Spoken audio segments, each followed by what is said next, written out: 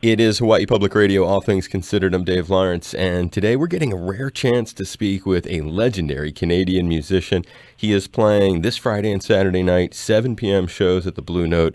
It is Bruce Cockburn, and we are thrilled to welcome him to All Things Considered right now. Aloha and welcome, Bruce. Thank you so much for doing this. Thanks very much. It's nice to be with you. It's great to have you. And sometimes you play with a band, but right now I understand this is part of a solo tour supporting your most recent album, 2017's Bone on Bone.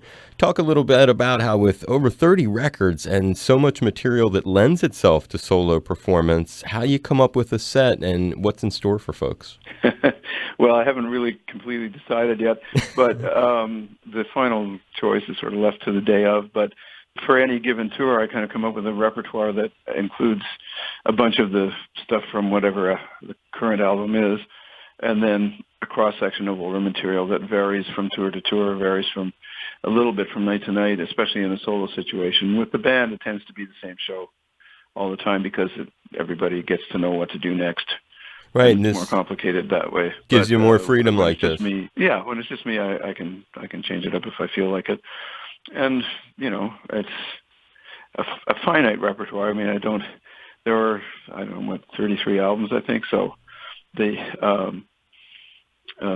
still a lot of material. All those songs at once. Yeah. I mean, it's more than I can retain at a time. I can handle it. I can probably pull out about 50 or 60 at any one time. And the rest, you know, I have to, if I want to do them, I got to go back and relearn them. So whatever I play will be from that sort of reduced repertoire, but there's still lots of songs. But generally speaking, any show is probably going to be something approaching half newer stuff and half that cross-section of older things. It's cool because you're this kind of dude who not only do you have a lot of cool kinds of songs, but your guitar playing attracts a lot of people. Something about the sound of it, and I mean, I don't play the guitar, but from listening to and being a fan of the earlier records, is it me or did you write a lot of tunes in minor keys? Stuff that has like a very dramatic, serious kind of tone. Things like Islands in a Black Sky just come to mind. Well, the guitar pieces, yeah, they vary, but there's a lot of minor key stuff. There's, I don't know, I guess I got sort of attracted to modal jazz with John Coltrane, other, you know, people of that era, the 60s, early 70s kind of jazz. And I've never thought of myself as a jazz player. I mean, there's a whole lot about jazz that I don't know how to do, but the influence is there. Right. And a lot of that is, it's not minor. It's not a minor key in the way that is it the harmonic minor or the melodic minor or blah blah? It's modal, but it is. It does come out if you play any of the modes except if you think of the modes as just being the white keys on the piano. You know, the first one is goes from C to C and it's a major scale, but then if you keep moving up, they become minor scales. Right. Or scales with kind of strangely altered notes in them, and so I approach my music a lot based on that rather than on kind of the more typically, for want of a better way to put it, European kinds of harmonies. But there's some of that in there too. But but the modal thing is pretty large. Yeah, man. No, it's a great sound, and it's very introspective and almost foreboding in some ways. It had especially considering some of the cats who would go on to cover you, like Michael Hedges. It makes me think, wow, I could see some of the way that they connected in the same way maybe I did with it. You have one of these interesting stories. Sometimes cats find their passion late in life, and I don't know how old you were exactly, and I read this, and hopefully it's a correct story, but that you found a guitar in your grandmother's attic, and that sort of led to what is still feeding and taking care of you all these years later, which is making guitar your career. Yeah. I mean, I was really interested in playing guitar. I hadn't given it serious thought. I had been taking music lessons. I took a year of clarinet lessons and 3 years of trumpet lessons, but that didn't really catch me. The music that I was excited by was the first rock and roll, which was all about guitar. So I wanted to play guitar, and sort of hadn't done anything about that. But at one point, the family was having a new house built, and of course, it was the case then as it is now, that it wasn't ready on time. So, when the school year rolled around, we had to move out of our old house. We stayed at my grandmother's house for a couple of months. And I got a little room on the third floor of this old brick house, and in a closet under the eaves in this little attic room was, a whole bunch of stuff. But I remember going in there, rooting around one day, and I found a guitar case. I opened it up, and there's a guitar inside. And my heart started beating fast. It's like, and I didn't know anything about how to play it at all. And that guitar was, it was a terrible old thing. It was beat up to begin with, but it had never been a good guitar. And it was set up to play Hawaiian because I'd probably been sitting in that attic for 50 years, but it's set up with a high nut so that you could lay it on your lap and play it with a steel. Wow. Which I didn't know anything about, and I wasn't interested in playing that way anyway. So, I was trying to play it and play kind of rock and roll riffs on it like that, and not succeeding at all.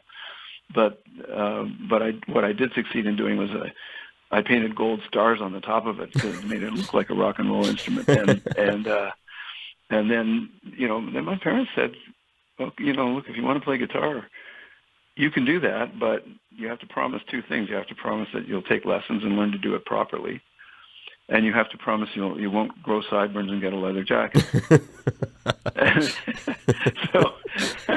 So I said, okay. Tough conditions. And yeah, really. I mean, they paid for guitar lessons and kind of badgered me to practice, and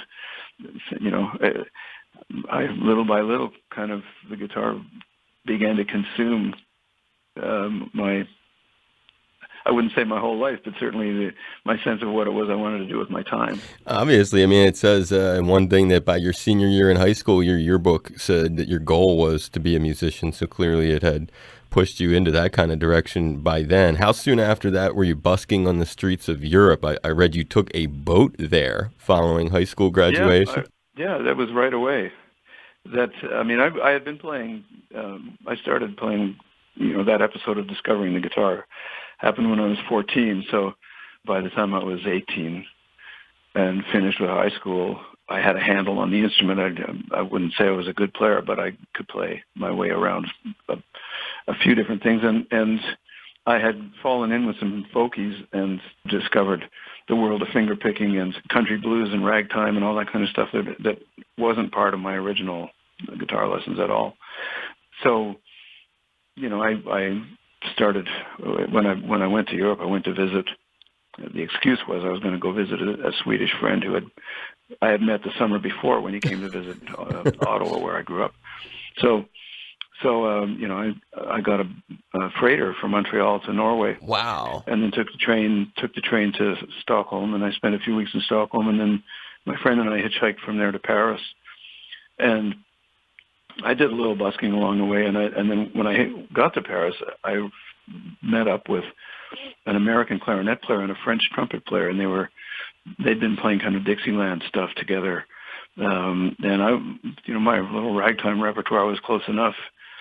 They wrestled up a 6-string banjo somewhere, which was loud enough to actually be heard playing with the clarinet and the trumpet, because the guitar wouldn't have been. But we played as a trio on the street, and they had already been busted. At that time, you had to have a license to play on the street in Paris, and you had to be essentially a Parisian homeless person to get a license. And that none of us qualified. The French guy who played trumpet was just a regular guy. He wasn't even from Paris, I don't think, originally. But so we were playing illegally, but and they had already been shut down in most of the districts of Paris, but there were a couple left, and we played in those until we got shut down in those, which we did. And there was a very brief encounter with the police in Montmartre.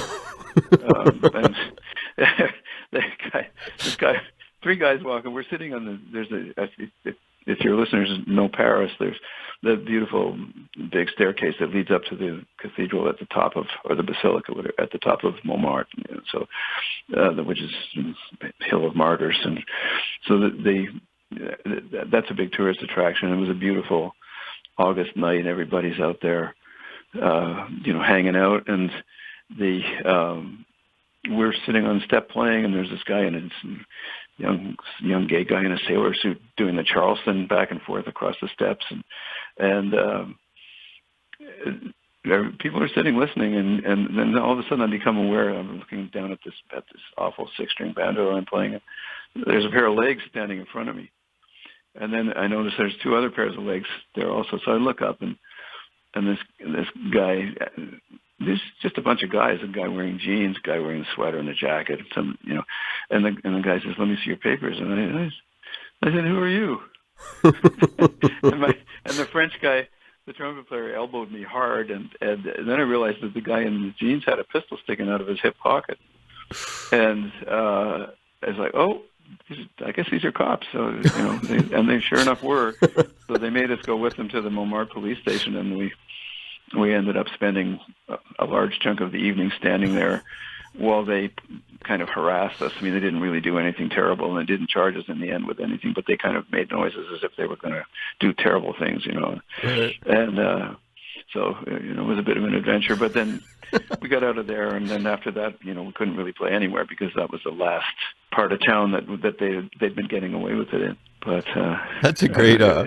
That's so funny because this is like a cat who would and I don't know if in the mid '60s I went to Emerson, so you would go from your college experience, you go to play in Berkeley at the famous Berkeley College of Music, and it's ironic because after all this busking, in Harvard Square were people doing that? Because when I was there in the '90s, that was like this huge thing, a lot of busking in Harvard Square. I mean, that was the scene of Harvard Square. It was not like that. It wasn't. Wow. You weren't allowed to. The cops would come and chase you away. They didn't arrest you, but they'd chase you away. And the Passim was happening. Were you already, when you went there, Yeah. were you drawn to that, I guess, that famous club? It was called it had a different name. Can't quite think of it right now. It'll come back to me eventually. But that club was a famous folk club, and I went there quite often. I heard a lot of people play there. But and there was also a club called the Unicorn on Commonwealth Avenue around the corner from where I was living. Right. Berkeley at that time was on Newbury Street, which was not the fashion center that it is now. Right.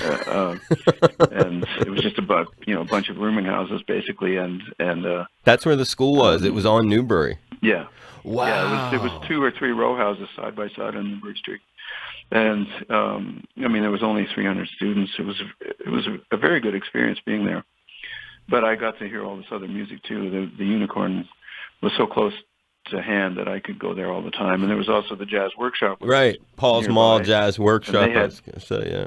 They had matinees on Saturday afternoons that were all ages, so students could go and I got to hear Coltrane, and I got to hear Roland Kirk, and just a host of fantastic players play live. And so I was getting all this jazz and all this folk music, and in the end I dropped out and joined a rock and roll band. Yeah, that's the funny part of it. Go. It was like it's all these great stories, but he left before getting any kind of degree. But that's how a lot of Berkeley, that's, as you probably know, that's a lot of heavy duty cats like you go there and they don't finish it. They go. And yeah, even then the story was that if you were any good, you would get hired before you finished your schooling. Right. And that was true of a lot of people. I mean, John Abercrombie was in my class, and he dropped out, but he got hired by somebody famous. That wasn't my case. I dropped out because I realized that my path lay elsewhere. I wasn't sure where, but not there, even though I did get a lot out of being there. But yeah, it was you were regarded as kind of basic musician if you actually graduated. I don't think that's true anymore. Right. I mean, there's a lot of good that can come from the discipline, right, of learning of what absolutely what they offer there. I mean, and the thing I was thinking of, I mean, there's so many stories with you. That band after school, you, at least I read, you opened for both Hendrix and Cream. Considering your budding guitar interest, prowess, everything then, did you get anything out of like seeing Clapton and Jimmy up close like that, or get to talk to them, or have anything formative come of those two? I didn't talk to Clapton, but there was no opportunity to do that. But I mean, I was already aware of their records, so It wasn't, hearing them live was exciting and interesting, but it didn't really reveal anything that I hadn't. Right. I meant more on a professional level. But when we opened for Hendrix in an arena in Montreal, and everybody was invited to a party afterwards at a recording studio nearby. So we got there, and we had packed up our stuff, which didn't take long, and we were the opening act, so we were done well before everybody else. I stayed and heard the show, but then we just sort of beat it over to this place, and there were a few kind of what seemed like the hipper than thou people kind of lurking in the shadows in this room, and they had a little stage set up with instruments, and people drifted in. Nobody was interested in us at all. But then Hendrix and Mitch Mitchell and Noel Redding came in. Yeah, and I ended up talking to Noel Redding, and Hendrix wasn't there yet. They got in first.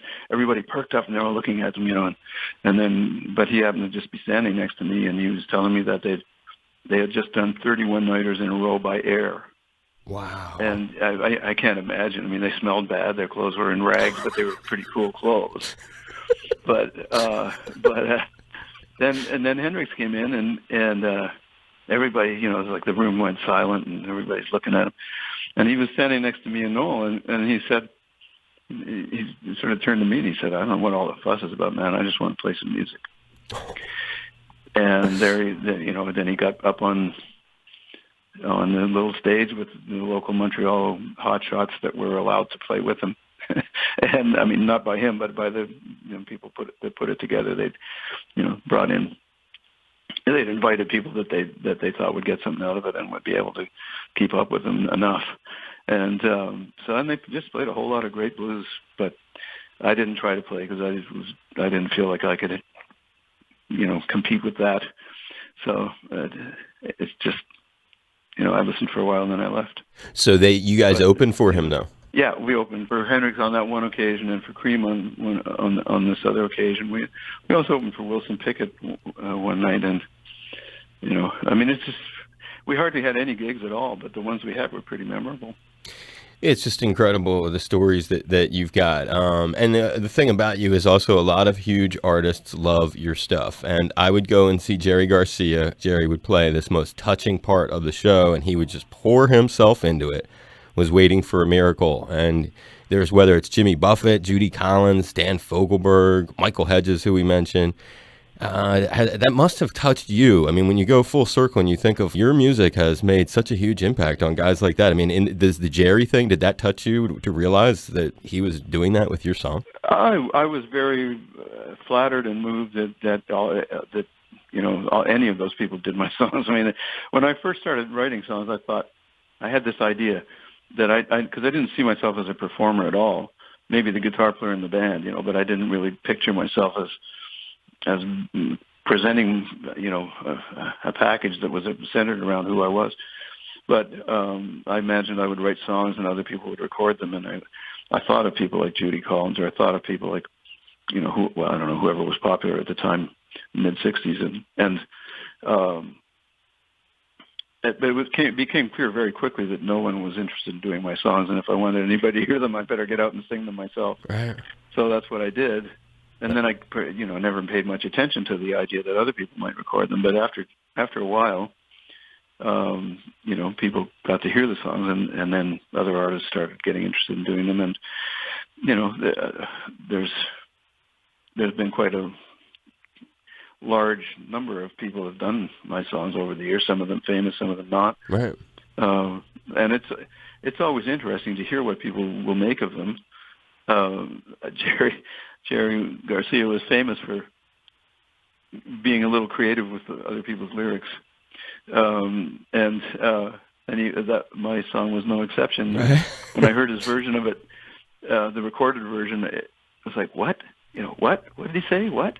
And the music was great, but there was just, that what I was a little bit put off by with, changes in the lyrics.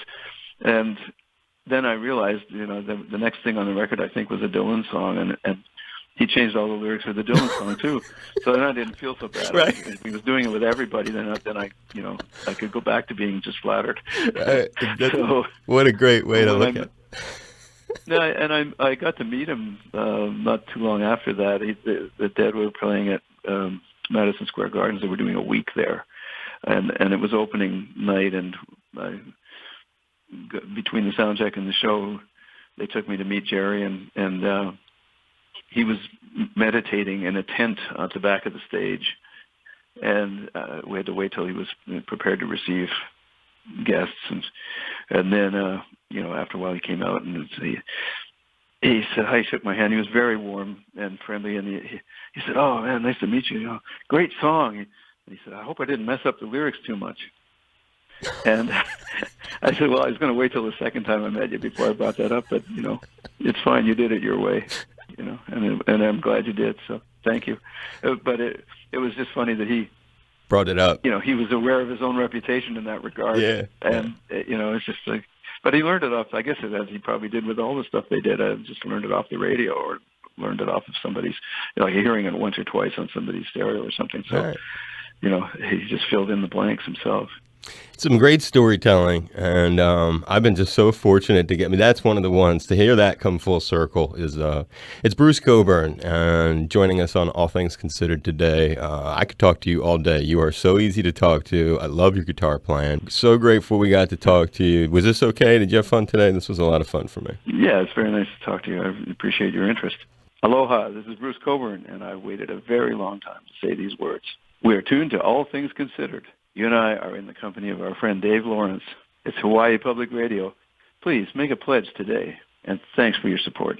Done real fast. So. Appreciate it. I appreciate it so much, Bruce. I really loved all the stories, dude, and really, I'm looking forward to the show, too. Thanks for being on with us today. It means a lot. All right. Thank you. You're welcome. Aloha. Yeah, all the best. Aloha. Bye.